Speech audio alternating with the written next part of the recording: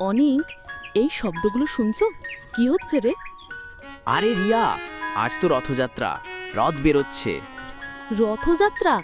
তাহলে মেলাও বসবে, তাই না? চল দাদুর কাছে যাই। হ্যাঁ চল, দাদু বারান্দায় বসে আছে। দাদু, রথযাত্রা মানে কি? রিয়ামা, রথযাত্রা হল ভগবান জগন্নাথ, বলরাম আর সুভদ্রার একসাথে রথে চেপে ঘুরতে যাওয়া। ওদের মাসির বাড়ি যাওয়াও বলা হয়। দাদু, মাসির বাড়ি কেন? যেমন তোরা মামাবাড়ি গেলে খুশি হোস, ভগবানও তাই একটু বিশ্রাম নিতে মাসির বাড়ি যান। বিকালে মেলায় যাবি নাকি? হ্যাঁ দাদু, যাব। দাদু, এত মানুষ একসাথে রথ টানছে, এত আনন্দ!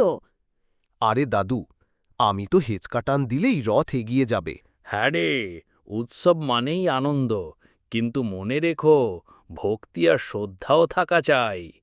উৎসব মানে শুধু আনন্দ নয়, ঐতিহ্য ও সংস্কৃতির প্রতি ভালোবাসাও বিজড়িয়ে। আজ এই পর্যন্ত, দেখা হচ্ছে পরের ভিডিওতে।